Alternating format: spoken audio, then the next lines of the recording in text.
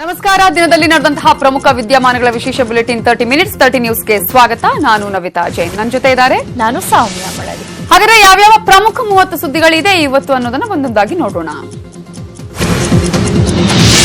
BJP ಸರ್ಕಾರ ರಚನೆಯಾಗಿ 25 ದಿನಗಳ ಬಳಿಕ ಕಡೆಗೂ ಸಚಿವ ಸಂಪುಟ ರಚನೆಯಾಗಿದೆ. ಇವತ್ತು ರಾಜಭವನದ ಗಾಜಿನ ಮನೆಯಲ್ಲಿ ನಡೆದ ಸಮಾರಂಭದಲ್ಲಿ ನೂತನ 17 ಶಾಸಕರು ಸಚಿವರಾಗಿ ಪ್ರಮಾಣ ವಚನ ಸ್ವೀಕರಿಸಿದರು. ನೂತನ ಸಚಿವರಿಗೆ ರಾಜ್ಯಪಾಲ ವಜುಭಾಯಿ ವಾಲಾ ಪ್ರಮಾಣ ವಚನ ಬೋಧಿಸಿದರು. ಮುಧೋಳ ಶಾಸಕ ಗೋವಿಂದ ಕಾರಜೋಳ, ಮಲ್ಲೇಶ್ವರಂನ ಸಿಎನ್ ಅಶ್ವಥ್ ನಾರಾಯಣ್, ಮಾಜಿ ಶಾಸಕ ಲಕ್ಷ್ಮಣ್ ಸವದಿ, ಶಿವಮೊಗ್ಗ ನಗರ ಶಾಸಕ ಕೆಎಸ್ ಈಶ್ವರಪ್ಪ, ಪದ್ಮನಾಭನಗರದ ಶಾಸಕ ಆರ್ ಅಶೋಕ್, ಹುಬ್ಬಳ್ಳಿ ಧಾರವಾಡ ಕೇಂದ್ರ ಕ್ಷೇತ್ರದ ಶಾಸಕ ಜಗದೀಶ್ ಶೆಟ್ಟರ್, ಮೊಳಕಾಲ್ಮೂರು ಕ್ಷೇತ್ರದ ಬಿ ಶ್ರೀರಾಮುಲು, ರಾಜಾಜಿನಗರ ಕ್ಷೇತ್ರದ ಶಾಸಕ ಎಸ್ ಸುರೇಶ್ ಕುಮಾರ್, ಗೋವಿಂದರಾಜನಗರ ಕ್ಷೇತ್ರದ ಶಾಸಕ ಬಿ ಸೋಮಣ್ಣ, ಚಿಕ್ಕಮಗಳೂರು ಕ್ಷೇತ್ರದ ಶಾಸಕ ಸಿಟಿ ರವಿ, ಶಿಗ್ಗಾಂವಿ ಕ್ಷೇತ್ರದ ಶಾಸಕ ಬಸವರಾಜ ಬೊಮ್ಮಾಯಿ, ವಿಧಾನ ಪರಿಷತ್ ಸದಸ್ಯ ಕೋಟಾ ಶ್ರೀನಿವಾಸ ಪೂಜಾರಿ, ಚಿಕ್ಕನಾಯಕನಹಳ್ಳಿ ಕ್ಷೇತ್ರದ ಶಾಸಕ ಜೆಸಿ ಮಾಧುಸ್ವಾಮಿ, ನರಗುಂದ ಕ್ಷೇತ್ರದ ಶಾಸಕ ಸಿಸಿ ಪಾಟೀಲ್, ಮುಳಬಾಗಿಲು ಕ್ಷೇತ್ರದ ಶಾಸಕ ಎಚ್ ನಾಗೇಶ್, ಔರಾದ್ ಕ್ಷೇತ್ರದ ಶಾಸಕ ಪ್ರಭು ಚೌಹಾಣ್ ಹಾಗೂ ನಿಪ್ಪಾಣಿ ಶಾಸಕಿ ಶಶಿಕಲಾ ಜೊಲ್ಲೆ ಸಂಪುಟ ದರ್ಜೆ ಸಚಿವರಾಗಿ ಪ್ರಮಾಣ ವಚನ ಸ್ವೀಕರಿಸಿದರು. ಎಲ್ಲಾ ಸಚಿವರು ದೇವರ ಹೆಸರಲ್ಲಿ ಪ್ರಮಾಣ ವಚನ ಸ್ವೀಕರಿಸಿದ್ರು. ಪ್ರಭು ಚೌಹಾಣ್ ತಮ್ಮ ಸಾಂಪ್ರದಾಯಿಕ ಲಂಬಾಣಿ ಉಡುಗೆ ತೊಡುಗೆಯೊಂದಿಗೆ ನೋಡುಗರನ್ನ ಆಕರ್ಷಿಸಿದ್ರು. ಇದೇ ವೇಳೆ ಮಾಧುಸ್ವಾಮಿ ಪ್ರಮಾಣ ವಚನ ಸ್ವೀಕಾರ ವೇಳೆ ಮುಖ್ಯಮಂತ್ರಿ ಅಂತ ಬಾಯಿ ತಪ್ಪಿ ಹೇಳಿದ್ರು. ಬಳಿಕ ಅದನ್ನ ಸರಿಪಡಿಸಿಕೊಂಡು ಮಂತ್ರಿ ಅಂತ ಹೇಳಿದ್ರು. ಪ್ರಮಾಣ ವಚನ ಸ್ವೀಕಾರ ಬಳಿಕ ನೂತನ ಸಚಿವರ ಜೊತೆ ಸಿಎಂ ಯಡಿಯೂರಪ್ಪ ಸಚಿವ ಸಂಪುಟ ಸಭೆಯನ್ನ ನಡೆಸಿದರು. ವಿಧಾನಸೌಧದ 3ನೇ ಮಹಡಿಯಲ್ಲಿ ನಡೆದ ಸಭೆಯಲ್ಲಿ ಎಲ್ಲಾ ನೂತನ 17 ಸಚಿವರು ಭಾಗವಹಿಸಿದರು. ಈ ವೇಳೆ ನೂತನ ಸಚಿವರಿಗೆ ಸಿಎಂ ಬಿಎಸ್ವೈ ಮುಂದಿನ ದಿನಗಳಲ್ಲಿ ಹೇಗೆ ತಮ್ಮ ಕರ್ತವ್ಯವನ್ನ ನಿರ್ವಹಿಸಬೇಕು ಅನ್ನೋ ಪಾಠ ಮಾಡಿದರು. ಹಾಗೆಯೇ ರಾಜ್ಯದಲ್ಲಿ ಆಗಬೇಕಾದ ಅಭಿವೃದ್ಧಿ ಕಾರ್ಯಗಳ ಬಗ್ಗೆಯೂ ಸಿಎಂ ಬಿಎಸ್ವೈ ಚರ್ಚೆ ನಡೆಸಿದ್ದಾರೆ. ಇನ್ನು ಸಚಿವ ಸಂಪುಟ ಸಭೆ ಮುಗಿದ ಬಳಿಕ ಮಾತನಾಡಿದ ಸಚಿವ ಮಾಧುಸ್ವಾಮಿ, ನಾಳೆಯಿಂದಲೇ ನೆರೆ ಪೀಡಿತ ಪ್ರದೇಶಗಳಿಗೆ ಭೇಟಿ ನೀಡುತ್ತೇವೆ ಅಂತ ಹೇಳಿದ್ದಾರೆ. ಅಲ್ಲದೆ ಪರಿಹಾರ ಕಾರ್ಯ ಪರಿಶೀಲಿಸಿ ತುರ್ತು ಕ್ರಮ ಕೈಗೊಳ್ಳುವುದಾಗಿ ತಿಳಿಸಿದರು. ಇನ್ನು ನಾಳೆಯಿಂದ 2 ದಿನ ಸಚಿವರು ನೆರೆ ಪೀಡಿತ ಪ್ರದೇಶಕ್ಕೆ ಪ್ರವಾಸ ಕೈಗೊಳ್ಳಲಿದ್ದು ಸಂತ್ರಸ್ತರ ಕಷ್ಟಗಳನ್ನು ಆಲಿಸಲಿದ್ದಾರೆ. ಸಂಪುಟ ರಚನೆ ಆಗ್ತಿದ್ದಂತೆ ಬಿಎಸ್ವೈಗೆ ಖಾತೆ ಹಂಚಿಕೆ ದೊಡ್ಡ ಸವಾಲಾಗಿದೆ. ಯಾವ ಸಚಿವರಿಗೆ ಯಾವ ಖಾತೆ ಒಲಿಯತ್ತೆ ಅನ್ನೋದೇ ದೊಡ್ಡ ಪ್ರಶ್ನೆಯಾಗಿದೆ. ಎಲ್ಲಾ ಸಚಿವರು ಪ್ರಬಲ ಖಾತೆಗಳ ಮೇಲೆಯೇ ಕಣ್ಣಿಟ್ಟಿದ್ದು ಇದಕ್ಕಾಗಿ ಲಾಬಿ ಮಾಡುತ್ತಿದ್ದಾರೆ. ಆದರೂ ಹೈಕಮಾಂಡ್ ಭೀತಿಯಿಂದ ಸಿಕ್ಕ ಖಾತೆಯನ್ನ ನಿಭಾಯಿಸುವ ಅನಿವಾರ್ಯ ಸ್ಥಿತಿಯೂ ಸಚಿವರಿಗಿದೆ. ಇನ್ನು ನೂತನ ಸಚಿವರಿಗೆ ಖಾತೆ ಹಂಚಿಕೆಯಾದ್ರೆ ಯಾರ್ಯಾರಿಗೆ ಯಾವ್ಯಾವ ಖಾತೆ ಸಿಗಬಹುದು ಅಂತ ನೋಡೋದಾದ್ರೆ ಆರ್ ಅಶೋಕ್ ಗೃಹ ಖಾತೆ, ಕೆಎಸ್ ಈಶ್ವರಪ್ಪ ಅವರಿಗೆ ಇಂಧನ ಖಾತೆ, ಶ್ರೀರಾಮುಲುಗೆ ಅಬಕಾರಿ ಅಥವಾ ಸಮಾಜ ಕಲ್ಯಾಣ ಖಾತೆ ಸಿಗುವ ಸಾಧ್ಯತೆ ಇದೆ. ಹಾಗೆಯೇ ಶಶಿಕಲಾ ಜೊಲ್ಲೆಗೆ ಮಹಿಳಾ ಮತ್ತು ಮಕ್ಕಳ ಕಲ್ಯಾಣ ಇಲಾಖೆ, ಲಕ್ಷ್ಮಣ ಸವದಿಗೆ ಗ್ರಾಮೀಣಾಭಿವೃದ್ಧಿ ಖಾತೆ, ಗೋವಿಂದ ಕಾರಜೋಳಗೆ ಕನ್ನಡ ಮತ್ತು ಸಂಸ್ಕೃತಿ ಇಲಾಖೆ ಖಾತೆ ಸಿಗುವ ಸಾಧ್ಯತೆ ಇದ್ದು, ಅಶ್ವಥ್ ನಾರಾಯಣಗೆ ಆರೋಗ್ಯ ಮತ್ತು ಕುಟುಂಬ ಕಲ್ಯಾಣ ಖಾತೆ, ಮಾಧುಸ್ವಾಮಿಗೆ ಕಾನೂನು ಮತ್ತು ಸಂಸದೀಯ ಹಾಗೂ ಸುರೇಶ್ ಕುಮಾರ್ಗೆ ವೈದ್ಯಕೀಯ ಶಿಕ್ಷಣ ಖಾತೆ ಸಿಗುವ ಸಾಧ್ಯತೆ ಇದೆ. ಹಾಗೆಯೇ ವಿ ಸೋಮಣ್ಣಗೆ ವಸತಿ ಇಲಾಖೆ, ಪಕ್ಷೇತರ ಶಾಸಕ ನಾಗೇಶ್ಗೆ ಯುವಜನ ಸೇವೆ ಮತ್ತು ಕ್ರೀಡಾ ಖಾತೆ, ಜಗದೀಶ್ ಶೆಟ್ಟರ್ಗೆ ಕಂದಾಯ ಇಲಾಖೆ, ಸಿಟಿ ರವಿಗೆ ಪ್ರಾಥಮಿಕ ಮತ್ತು ಪ್ರೌಢಶಿಕ್ಷಣ ಇಲಾಖೆ, ಬಸವರಾಜ ಬೊಮ್ಮಾಯಿಗೆ ನೀರಾವರಿ ಇಲಾಖೆಯ ಖಾತೆ ಸಿಗುವ ಸಾಧ್ಯತೆ ಇದೆ. ಸಂಪುಟ ರಚನೆ ಆಗ್ತಾ ಇದ್ದಂತೆ ಬಿಜೆಪಿಯಲ್ಲಿ ಬಂಡಾಯ ಶುರುವಾಗಿದೆ. ಸಚಿವ ಸ್ಥಾನ ಕೈತಪ್ಪಿದ ಹಿನ್ನೆಲೆಯಲ್ಲಿ ಕೆಲ ಆಕಾಂಕ್ಷಿಗಳು ಸರ್ಕಾರದ ವಿರುದ್ಧ ತಿರುಗಿ ಬಿದ್ದಿದ್ದಾರೆ. ಪ್ರಮುಖವಾಗಿ ಸಚಿವ ಸ್ಥಾನ ಸಿಕ್ಕೇ ಸಿಗುತ್ತೆ ಅಂತಿದ್ದ ಕೆಲ ಶಾಸಕರು ಈಗ ಅಸಮಾಧಾನ ವ್ಯಕ್ತಪಡಿಸಿದ್ದಾರೆ. ಮುರುಗೇಶ್ ನಿರಾಣಿ, ಸುಳ್ಯ ಶಾಸಕ ಎಸ್ ಅಂಗಾರ, ಶಾಸಕ ಅರವಿಂದ್ ಲಿಂಬಾವಳಿ, ಶಾಸಕ ರಾಮದಾಸ್, ಕೆಜಿ ಬೋಪಯ್ಯ, ಅಪ್ಪಚ್ಚು ರಂಜನ್, ಉಮೇಶ್ ಕತ್ತಿ, ಬಾಲಚಂದ್ರ ಜಾರಕಿಹೊಳಿ, ಬಸನಗೌಡ ಪಾಟೀಲ್ ಯತ್ನಾಳ್ ಹಾಗೂ ಶಾಸಕ ರೇಣುಕಾಚಾರ್ಯ ಸೇರಿದಂತೆ ತಿಪ್ಪಾರೆಡ್ಡಿಗೂ ಸಚಿವ ಸ್ಥಾನ ಕೈತಪ್ಪಿದೆ. ಇವರೆಲ್ಲರೂ ಸಚಿವ ಸ್ಥಾನದ ಪ್ರಮುಖ ಆಕಾಂಕ್ಷಿಗಳಾಗಿದ್ದರು. ಇನ್ನು ಆಪರೇಷನ್ ಕಮಲದಲ್ಲಿ ಬಾಲಚಂದ್ರ ಜಾರಕಿಹೊಳಿ ಮುಂಚೂಣಿಯಲ್ಲಿದ್ದರು. ಹೀಗಾಗಿ ಅವರಿಗೆ ಸಚಿವ ಸ್ಥಾನ ಸಿಗುತ್ತೆ ಅಂತ ಹೇಳಲಾಗ್ತಾ ಇತ್ತು. ಆದ್ರೆ ಕೊನೆ ಕ್ಷಣದಲ್ಲಿ ಕೈತಪ್ಪಿದ್ರಿಂದ ಪಕ್ಷಕ್ಕಾಗಿ ಎಷ್ಟು ದುಡಿದ್ರು ಅಷ್ಟೇ ಅಂತ ತಮ್ಮ ಆಪ್ತರ ಬಳಿ ತಮ್ಮ ಕಷ್ಟವನ್ನ ಹೇಳ್ಕೊಂಡಿದ್ದಾರಂತೆ. ಇನ್ನು ಮಂಡ್ಯ, ರಾಮನಗರ ಭಾಗದಲ್ಲಿ ಪಕ್ಷವನ್ನ ಬೆಳೆಸಲು ಸಿಪಿ ಯೋಗೇಶ್ವರರನ್ನ ಎಂಎಲ್ಸಿ ಮಾಡಿ ಅವರಿಗೂ ಸಚಿವ ಸ್ಥಾನ ನೀಡುವ ಭರವಸೆಯನ್ನ ನೀಡಲಾಗಿತ್ತಂತೆ. ಆದ್ರೆ ಅವರನ್ನ ಫಸ್ಟ್ ಲಿಸ್ಟ್ ನಲ್ಲಿ ಕೈಬಿಡಲಾಗಿದೆ. ಶಾಸಕ ತಿಪ್ಪಾರೆಡ್ಡಿಗೆ ಸಚಿವ ಸ್ಥಾನ ಕೈತಪ್ಪಿದ್ದಕ್ಕೆ ಚಿತ್ರದುರ್ಗದಲ್ಲಿ ಆಕ್ರೋಶ ಭುಗಿಲೆದ್ದಿದೆ. ಚಿತ್ರದುರ್ಗದಲ್ಲಿ ಬಿಜೆಪಿ ಕಾರ್ಯಕರ್ತರು ಪ್ರತಿಭಟನೆ ನಡೆಸಿ ಟೈರ್ಗೆ ಬೆಂಕಿ ಹಚ್ಚಿ ಆಕ್ರೋಶ ವ್ಯಕ್ತಪಡಿಸಿದರು. ಪ್ರತಿಭಟನೆ ನಿಯಂತ್ರಿಸಲು ಪೊಲೀಸರು ಲಘು ಲಾಠಿ ಪ್ರಹಾರ ನಡೆಸಿ 15ಕ್ಕೂ ಹೆಚ್ಚು ಮಂದಿಯನ್ನ ವಶಕ್ಕೆ ಪಡೆದರು. ಅಲ್ಲದೆ ಶಾಸಕ ತಿಪ್ಪಾರೆಡ್ಡಿಯೂ ನಾನು 6 ಬಾರಿ ಶಾಸಕನಾಗಿದ್ದೇನೆ, ಪ್ರತಿ ಚುನಾವಣೆಯಲ್ಲೂ ನನ್ನ ಕ್ಷೇತ್ರದಲ್ಲಿ ಬಹುಮತ ನೀಡಿದ್ದೇವೆ, ಹಿರಿಯ ಶಾಸಕನಾಗಿ ಸಚಿವ ಸ್ಥಾನದ ನಿರೀಕ್ಷೆ ಇತ್ತು, ಆದರೆ ಸಚಿವ ಸ್ಥಾನ ಕೈತಪ್ಪಿದೆ, ಹೀಗಾಗಿ ನನಗೆ ಅಸಮಾಧಾನ ಆಗಿದೆ ಅಂತ ಆಕ್ರೋಶ ವ್ಯಕ್ತಪಡಿಸಿದರು. ಇನ್ನು ದಕ್ಷಿಣ ಕನ್ನಡ ಕ್ಷೇತ್ರದ ಕ್ಷೇತ್ರದ ಸುಳ್ಯ ಜಿಲ್ಲೆಯ ಶಾಸಕ ಎಸ್ ಅಂಗಾರ ಸಹ 6 ಬಾರಿ ಶಾಸಕರಾಗಿ ಆಯ್ಕೆಯಾಗಿದ್ದಾರೆ. ಅವರಿಗೂ ಈ ಬಾರಿ ಸಚಿವ ಸ್ಥಾನದಿಂದ ಕೈ ಬಿಡಲಾಗಿದೆ. ಹೀಗಾಗಿ ಜಿಲ್ಲಾ ಬಿಜೆಪಿ ಅಧ್ಯಕ್ಷರ ಜೊತೆ ಚರ್ಚಿಸಿ ಸಾಮೂಹಿಕ ರಾಜೀನಾಮೆಗೆ ಕಾರ್ಯಕರ್ತರು ಮುಂದಾಗಿದ್ದಾರೆ. ಇತ್ತ ಕಲಬುರಗಿಯಲ್ಲೂ ಸಚಿವ ಸಂಪುಟದಲ್ಲಿ ಹೈದರಾಬಾದ್ ಕರ್ನಾಟಕಕ್ಕೆ ಅನ್ಯಾಯ ಆಗಿದೆ ಅಂತ ಹೇಳಿ ಆರೋಪಿಸಿ ಪ್ರತಿಭಟನೆ ಮಾಡಲಾಯಿತು. ಕಲಬುರಗಿಯ ಸರ್ದಾರ್ ವಲ್ಲಭಭಾಯಿ ಪಟೇಲ್ ವೃತ್ತದಲ್ಲಿ ಕಲ್ಯಾಣ ಕರ್ನಾಟಕ ಪ್ರತ್ಯೇಕ ರಾಜ್ಯ ಹೋರಾಟ ಸಮಿತಿ ಕಾರ್ಯಕರ್ತರು ಪ್ರತಿಭಟನೆ ನಡೆಸಿದರು. ಯಡಿಯೂರಪ್ಪ ನೇತೃತ್ವದ ರಾಜ್ಯ ಸರ್ಕಾರದ ವಿರುದ್ಧ ಘೋಷಣೆ ಕೂಗಿ ಆಕ್ರೋಶ ಹೊರಹಾಕಲಾಯಿತು. ಇತ್ತ ಗೂಳಿಹಟ್ಟಿ ಶೇಖರ್ಗೆ ಸಚಿವ ಸ್ಥಾನ ಕೈ ತಪ್ಪಿದ್ದಕ್ಕೆ ಹೊಸದುರ್ಗದಲ್ಲೂ ಟೈರ್ಗೆ ಬೆಂಕಿ ಹಚ್ಚಿ ಪ್ರತಿಭಟನೆ ಮಾಡಿದ್ರು. ಗೂಳಿಹಟ್ಟಿ ಶೇಖರ್ಗೆ ಸಚಿವ ಸ್ಥಾನ ನೀಡುವಂತೆ ಬೆಂಬಲಿಗರು ಒತ್ತಾಯಿಸಿದರು. ಸಂಪುಟ ರಚನೆ ಬೆನ್ನಲ್ಲೇ ಬಿಜೆಪಿಯಲ್ಲಿ ಅಸಮಾಧಾನ ಭುಗಿಲೆದ್ದಿದೆ. ಉಮೇಶ್ ಕತ್ತಿಗೆ ಸಚಿವ ಸ್ಥಾನ ಸಿಗದಿದ್ದಕ್ಕೆ ಅವರ ಬೆಂಬಲಿಗರು ಭಾರೀ ಆಕ್ರೋಶವನ್ನು ವ್ಯಕ್ತಪಡಿಸಿದ್ದಾರೆ. ಬಿಜೆಪಿ ವಿರುದ್ಧ ಬಂಡಾಯವೇಳಲು ಕತ್ತಿ ಗಂಭೀರ ಚಿಂತನೆ ನಡೆಸಿದ್ದಾರೆ. ಉತ್ತರ ಕರ್ನಾಟಕ ಪ್ರತ್ಯೇಕ ರಾಜ್ಯ ಕೂಗಿಗೆ ಮತ್ತೆ ಕತ್ತಿ ಪ್ಲಾನ್ ಮಾಡಿದ್ದಾರೆ ಎನ್ನಲಾಗಿದೆ. ಅದಕ್ಕಾಗಿ ಉತ್ತರ ಕರ್ನಾಟಕ ಭಾಗಕ್ಕೆ ಪ್ರತ್ಯೇಕ ಪಕ್ಷ ಕಟ್ಟಲು ಚಿಂತನೆ ನಡೆಸಿದ್ದಾರಂತೆ. ಈಗ ಚುನಾವಣೆ ನಡೆದ್ರೆ ಯಾವ ಪಕ್ಷಕ್ಕೂ ಬಹುಮತ ಬರಲ್ಲ. ಆಗ ಸರ್ಕಾರ ರಚಿಸುವ ಪಕ್ಷಕ್ಕೆ ನಮ್ಮ ಬೆಂಬಲ ಬೇಕೇ ಬೇಕಾಗುತ್ತೆ. ಆಗ ನಾವು ಕೇಳುವ ಸ್ಥಾನಮಾನ ಕೊಡ್ತಾರೆ ಅಂತ ಕತ್ತಿ ಮಾಸ್ಟರ್ ಪ್ಲಾನ್ ಮಾಡಿದ್ದಾರೆ ಎನ್ನಲಾಗಿದೆ. ಇನ್ನು ಬಿಜೆಪಿಯಲ್ಲಿ ಇದ್ಕೊಂಡು ನಾಯಕರನ್ನ ಎದುರಿಸಲು ಆಗಲ್ಲ. ಬಿಜೆಪಿ ಹೈಕಮಾಂಡ್ ಸಹ ತುಂಬಾ ಸ್ಟ್ರಾಂಗ್ ಆಗಿದೆ. ಹೀಗಾಗಿ ಅನರ್ಹಗೊಂಡ ಶಾಸಕರ ರೀತಿ ಆಟವಾಡೋದಕ್ಕೆ ಆಗೋದಿಲ್ಲ. ಹೀಗಾಗಿ ಕತ್ತಿ ತಮ್ಮದೇ ಪ್ಲಾನ್ ಹೆಣೆಯಲು ರೆಡಿ ಆಗಿದ್ದಾರೆ ಅಂತ ಮೂಲಗಳಿಂದ ಮಾಹಿತಿ ಲಭ್ಯವಾಗಿದೆ. ಸಚಿವ ಸ್ಥಾನ ವಂಚಿತರ ಅಸಮಾಧಾನ ಶಮನಕ್ಕೆ CM B S Yediyurappa master plan ಮಾಡಿಕೊಂಡಿದ್ದಾರೆ.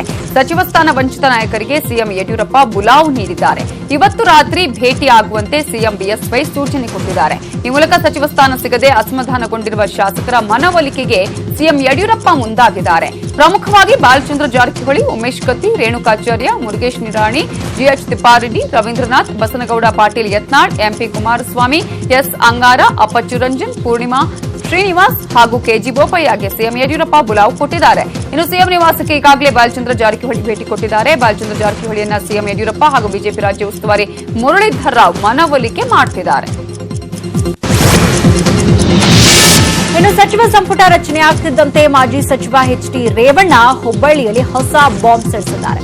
ಪ್ರಮಾಣ ವಚನ ಸ್ವೀಕರಿಸಿದವರ ಮೇಲೆ ರೇವಣ್ಣ ಹೊಸ ಬಾಂಬ್ ಸಿಡಿಸಿದ್ದಾರೆ. ದೋಸ್ತಿ ಸರ್ಕಾರದ ಪತನಕ್ಕೆ ಕಾರಣವಾಗಿದ್ದ ಆಪರೇಷನ್ ಕಮಲ ವಿರುದ್ಧ ಅಂದ್ರೆ ಬಿಎಸ್ ಯಡಿಯೂರಪ್ಪ ವಿರುದ್ಧ ತನಿಖೆಗೆ ಎಸ್ಐಟಿ ರಚಿಸುವುದಕ್ಕೆ ಪ್ಲಾನ್ ಮಾಡಲಾಗಿತ್ತಂತೆ.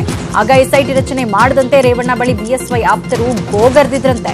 ಬಸವರಾಜ ಬೊಮ್ಮಾಯಿ ಜೊತೆ 3-4 ನಾಯಕರು ಆಗಮಿಸಿ ಎಸ್ಐಟಿ ತನಿಖೆ ಮಾಡಿಸಬೇಡಿ ಅಂತ ರೇವಣ್ಣ ಬಳಿ ಬೇಡ್ಕೊಂಡಿದ್ರಂತೆ. ಈ ಬಗ್ಗೆ ಬೇಕಿದ್ರೆ ಬಸವರಾಜ ಬೊಮ್ಮಾಯಿ ದೇವರ ಮೇಲೆ ಆಣೆ ಮಾಡ್ಲಿ ಅಂತ ರೇವಣ್ಣ ಹೊಸ ಬಾಂಬ್ ಸಿಡಿಸಿದ್ದಾರೆ.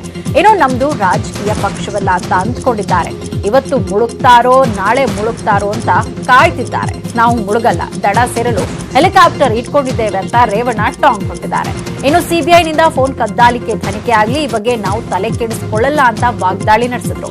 ಇನ್ನು ದೇವೇಗೌಡರ ಮೇಲೆಯೂ ಅನೇಕ ಬಾರಿ ತನಿಖೆ ಮಾಡಿಸಿದ್ರು, ಏನಾಯ್ತು ಅಂತ ಪ್ರಶ್ನೆ ಮಾಡಿದ್ದಾರೆ. ಐಎಂಎ ಬಹುಕೋಟಿ ವಂಚನೆ ಪ್ರಕರಣದ ತನಿಖೆಯನ್ನ ರಾಜ್ಯ ಸರ್ಕಾರ ಸಿಬಿಐಗೆ ವಹಿಸಿ ಆದೇಶ ಕೊಟ್ಟಿದೆ. ಎಸ್ಐಟಿ ತನಿಖೆಯಿಂದ ಸಿಬಿಐಗೆ ವರ್ಗಾವಣೆಗೊಳಿಸಿ ರಾಜ್ಯ ಸರ್ಕಾರ ಆದೇಶ ಮಾಡಿದೆ. ಈ ಬಗ್ಗೆ ಹೈಕೋರ್ಟ್ಗೆ ರಾಜ್ಯ ಸರ್ಕಾರ ಮಾಹಿತಿ ನೀಡಿದೆ. ಇನ್ನು ನಿನ್ನೆಯ ಮುಚ್ಚಿದ ಲಕೋಟೆಯಲ್ಲಿ ಹೈಕೋರ್ಟ್ಗೆ ಸರ್ಕಾರ ಮಾಹಿತಿ ನೀಡಿದೆ. ಕೋರ್ಟ್ನಲ್ಲಿ ವಿಚಾರಣೆ ನಡೀತಾ ಇರೋದ್ರಿಂದ ಸರ್ಕಾರ ಈ ಮಾಹಿತಿಯನ್ನ ಕೋರ್ಟ್ಗೆ ರವಾನಿಸಿದೆ. ಇನ್ನು ಐಎಂಎ ಪ್ರಕರಣ ಸಿಬಿಐ ತನಿಖೆಗೆ ನೀಡಿ ಸಿಎಂ ಬಿಎಸ್ವೈ ಕೆಲವು ಘಟಾನುಘಟಿ ನಾಯಕರಿಗೆ ಶಾಕ್ ಅನ್ನು ಕೊಟ್ಟಿದ್ದಾರೆ. ಪ್ರಕರಣದಲ್ಲಿ ಕೇಳಿಬಂದ ರಾಜಕಾರಣಿಗಳು, ಅಧಿಕಾರಿಗಳಿಗೆ ಸಿಬಿಐ ತನಿಖೆಯಿಂದ ಈಗ ನಡುಕ ಶುರುವಾಗಿದೆ. ಈಗಾಗಲೇ ಐಎಂಎ ಪ್ರಕರಣದಲ್ಲಿ ಹಲವರನ್ನ ವಶಕ್ಕೆ ಪಡೆದು ಎಸ್ಐಟಿ ತಂಡ ವಿಚಾರಣೆ ನಡೆಸಿತ್ತು. ಆರೋಪಿ ಮನ್ಸೂರ್ನನ್ನ ಬಂಧಿಸಿ ಹಲವು ಮಾಹಿತಿಯನ್ನು ಕಲೆ ಹಾಕಲಾಗಿತ್ತು. ಹಾಗೆಯೇ ಐಎಂಎ ಕಂಪನಿಯಲ್ಲಿ ಹಣ ಹೂಡಿಕೆ ಮಾಡಿದ್ದ ಸಾವಿರಾರು ಜನ ಕೋಟ್ಯಾಂತರ ರೂಪಾಯಿ ಹಣವನ್ನು ಕಳೆದುಕೊಂಡಿದ್ರು. ಹೀಗಾಗಿ ಇದೊಂದು ಗಂಭೀರ ಪ್ರಕರಣ ಅಂತ ಹೇಳಿ ಪರಿಗಣಿಸಿರುವ ರಾಜ್ಯ ಸರ್ಕಾರ ಸಿಬಿಐ ತನಿಖೆಗೆ ಆದೇಶ ನೀಡಿದೆ. ಸಿಬಿಐ ತನಿಖೆ ಆರಂಭಿಸುವವರೆಗೂ ಎಸ್ಐಟಿ ತನಿಖೆ ಮುಂದುವರಿಯಲಿದೆ. ಫೋನ್ ಕದ್ದಾಲಿಕೆಯನ್ನ ಸಿಬಿಐ ತನಿಖೆಗೆ ಕೊಟ್ಟಿದ್ದಕ್ಕೆ ಮಾಜಿ ಪ್ರಧಾನಿ ದೇವೇಗೌಡರು ಪರೋಕ್ಷವಾಗಿ ಅಸಮಾಧಾನವನ್ನು ವ್ಯಕ್ತಪಡಿಸಿದ್ದಾರೆ. ಈ ಬಗ್ಗೆ ಪ್ರತಿಕ್ರಿಯಿಸಿದ ದೇವೇಗೌಡರು, ಕಳೆದು ಹೋದ ವಿಷಯದ ಬಗ್ಗೆ ಈಗ ಚರ್ಚೆ ಬೇಡ. ನನ್ನ ಮಗನ ವರ್ಚಸ್ಸು ಕಡಿಮೆ ಮಾಡಲು ಈ ರೀತಿ ಮಾಡಿದ್ದಾರೆ ಅಂತ ಬಿಜೆಪಿ ವಿರುದ್ಧ ಆಕ್ರೋಶ ವ್ಯಕ್ತಪಡಿಸಿದ್ದಾರೆ. ಇನ್ನು ಫೋನ್ ಕದ್ದಾಲಿಕೆಯಲ್ಲಿ ಎಚ್ಡಿಕೆ ತಪ್ಪು ಮಾಡಿಲ್ಲ, ಕೆಲವರ ಪಿತೂರಿಯಿಂದ ಹೀಗೆಲ್ಲ ನಡೀತಾ ಇದೆ ಅಂತ ಹೇಳಿದರು. ಇನ್ನು ಆಪರೇಷನ್ ಕಮಲ ಬಗ್ಗೆಯೂ ಮಾತನಾಡಿದ ಮಾಜಿ ಪ್ರಧಾನಿ ದೇವೇಗೌಡರು, ಅನರ್ಹ ಶಾಸಕರು ಮುಂಬೈಗೆ ಯಾಕೆ ಹೋದ್ರು, ಅವರನ್ನ ಯಾರು ಕರ್ಕೊಂಡು ಹೋದ್ರು, ಏನಾಯ್ತು ಅದೆಲ್ಲ ಗೊತ್ತಿದೆ. ಈಗ ಅದೆಲ್ಲ ಚರ್ಚೆ ಬೇಡ ಅಂತ ಹೇಳಿದ್ರು. ಇನ್ನು ಫೋನ್ ಕದ್ದಾಲಿಕೆ ಬಗ್ಗೆ ನ್ಯೂಸ್ 18 ಕನ್ನಡ ಮೊದಲು ವರದಿಯನ್ನ ಮಾಡಿತ್ತು. ಇಡೀ ಕರ್ನಾಟಕದಲ್ಲಿ ಫೋನ್ ಕದ್ದಾಲಿಕೆ ಸುದ್ದಿ ಸದ್ದು ಮಾಡಿತ್ತು.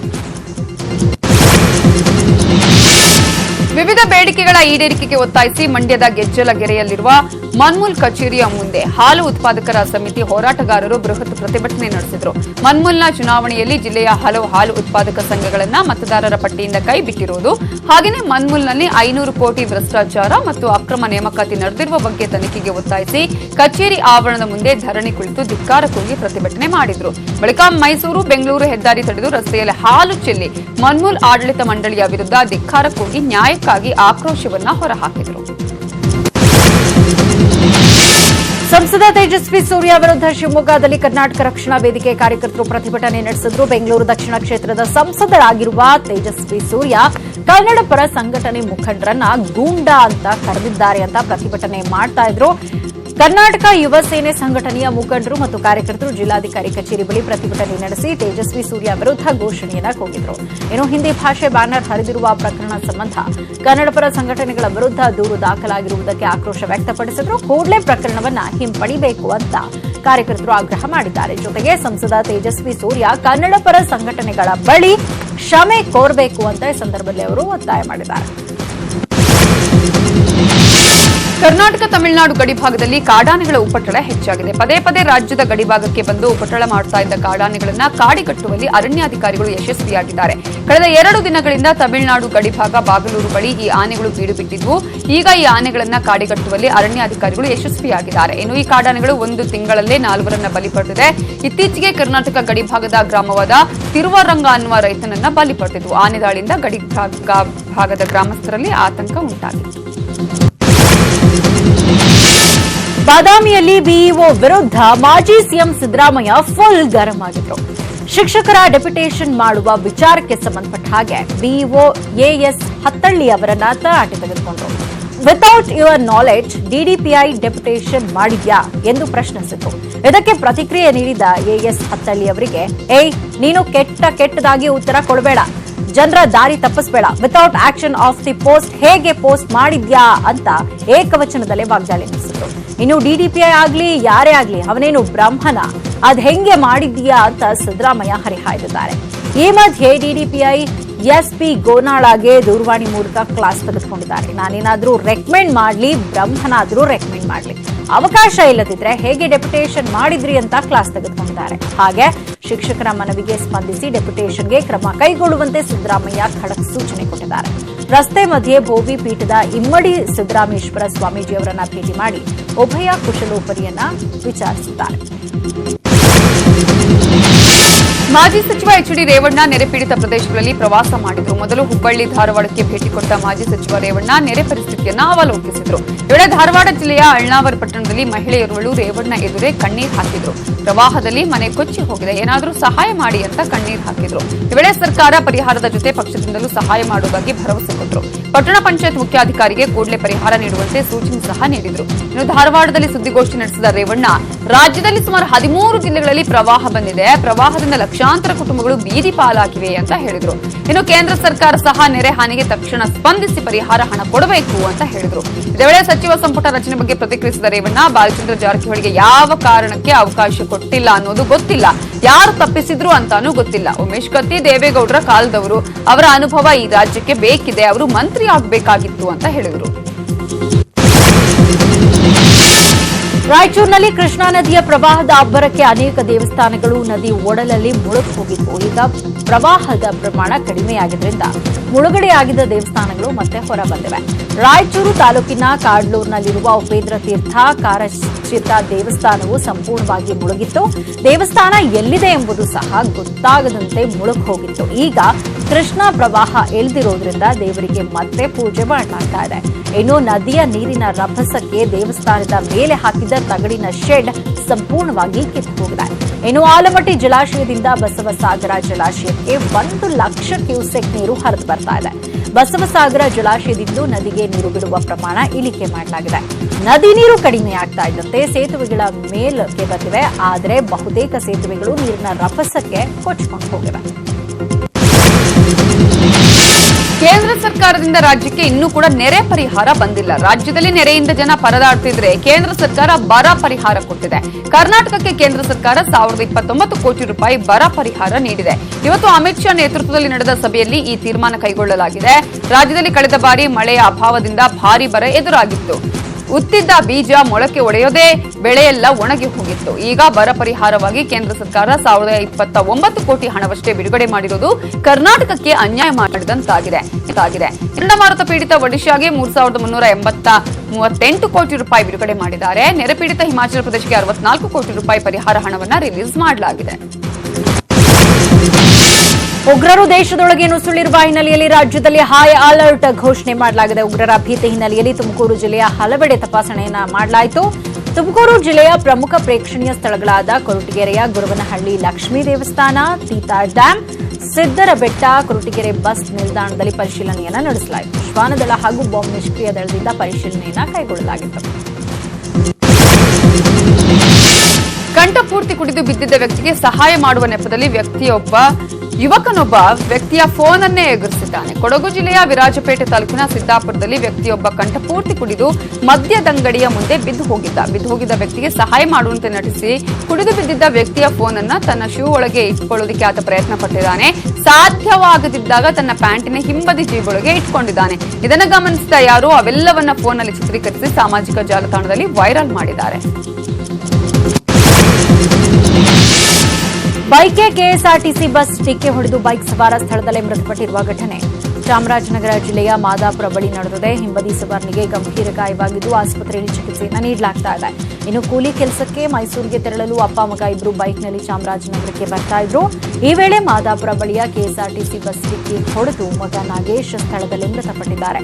ಬೈಕ್ನ ಹಿಂಬದಿ ಕುಳಿತಿದ್ದ ತಂದೆ ಬಸವಣ್ಣ ಅವರ 2 ಕಾಲ್ಗಳು ಜಖಂಗೊಂಡಿದ್ದು ಚಾಮರಾಜನಗರ ಜಿಲ್ಲಾಸ್ಪತ್ರೆಗೆ ಅವರನ್ನು ದಾಖಲಿಸಲಾಗಿದೆ. ಮಾದಾಪುರ ಬಳಿ ರಾಷ್ಟ್ರೀಯ ಹೆದ್ದಾರಿ 209ರಲ್ಲಿ ಅಗಲೀಕರಣ ಕಾಮಗಾರಿ ನಡೀತಾ ಇದ್ದು ರಸ್ತೆ ಹಳ್ಳ ಕೊಳ್ಳಗಳಿಂದ ಕೂಡಿದೆ. ಈ ಕಾರಣದಿಂದಲೇ ಇಲ್ಲಿ ಅಪಘಾತ ಸಂಭವಿಸಿದೆ. ಸಂಬಂಧಪಟ್ಟ ಗುತ್ತಿಗೆದಾರರ ವಿರುದ್ಧ ಕ್ರಮಕ್ಕೆ ಆಗ್ರಹ ಮಾಡಿ ಸ್ಥಳೀಯರು ಜಿಲ್ಲಾಸ್ಪತ್ರೆ ಮುಂದೆ ಪ್ರತಿಭಟನೆಯನ್ನ ನಡೆಸಿದ್ದಾರೆ.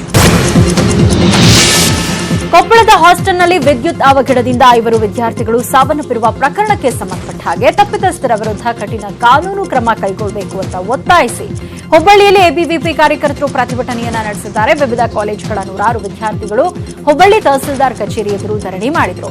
ನಿರ್ಲಕ್ಷ್ಯ ವಹಿಸಿದ ಹಾಸ್ಟೆಲ್ ಸಿಬ್ಬಂದಿ ಮತ್ತು ವ್ಯವಸ್ಥಾಪಕರ ವಿರುದ್ಧ ಘೋಷಣೆ ಕೂಗಿ ಆಕ್ರೋಶವನ್ನು ವ್ಯಕ್ತಪಡಿಸಿದರು. ರಾಜ್ಯದ ಎಲ್ಲಾ ವಿದ್ಯಾರ್ಥಿ ವಸತಿ ನಿಲಯಗಳಿಗೆ ನಿಲಯ ಪಾಲಕರನ್ನ ನೇಮಿಸಬೇಕು, ಸೂಕ್ತ ಸೌಲಭ್ಯ ಮತ್ತು ಭದ್ರತೆ ಒದಗಿಸಬೇಕು ಅಂತ ಆಗ್ರಹ ಮಾಡಿದರು. ಹುಬ್ಬಳ್ಳಿ ತಹಸೀಲ್ದಾರ್ ಮುಖಾಂತರ ರಾಜ್ಯ ಸರ್ಕಾರಕ್ಕೆ ಮನವಿಯನ್ನ ಮಾಡಿದ್ದಾರೆ. ಕೇಂದ್ರದ ಮಾಜಿ ಸಚಿವ ಕಾಂಗ್ರೆಸ್ ನಾಯಕ ಪಿ ಚಿದಂಬರಂಗೆ ಬಂಧನ ಭೀತಿ ಶುರುವಾಗಿದೆ. ಐಎನ್ಎಕ್ಸ್ ಮೀಡಿಯಾ ಹೌಸ್ ಹಗರಣಕ್ಕೆ ಸಂಬಂಧಪಟ್ಟ ಹಾಗೆ ಚಿದಂಬರಂ ಸಲ್ಲಿಸಿದ ನಿರೀಕ್ಷಣಾ ಜಾಮೀನು ಅರ್ಜಿಯನ್ನು ದೆಹಲಿ ಹೈಕೋರ್ಟ್ ವಜಾಗೊಳಿಸಿದೆ. ದೆಹಲಿ ಹೈಕೋರ್ಟ್ ನಿರೀಕ್ಷಣಾ ಜಾಮೀನು ಅರ್ಜಿ ವಜಾ ಮಾಡಿದ್ರಿಂದ ಚಿದಂಬರಂ ಬಂಧನ ಭೀತಿಯಿಂದ ಸುಪ್ರೀಂ ಕೋರ್ಟ್ ಮೊರೆ ಹೋಗುವುದಾಗಿ ತಿಳಿಸಿದ್ದಾರೆ. ಇನ್ನು ಶುಕ್ರವಾರದ ಒಳಗೆ ವಿಚಾರಣೆಗೆ ಹಾಜರಾಗುವುದಕ್ಕೆ ಜಾರಿ ನಿರ್ದೇಶನದ ಅಧಿಕಾರಿಗಳು ನೋಟಿಸ್ ಅನ್ನು ಕೊಟ್ಟಿದ್ದಾರೆ.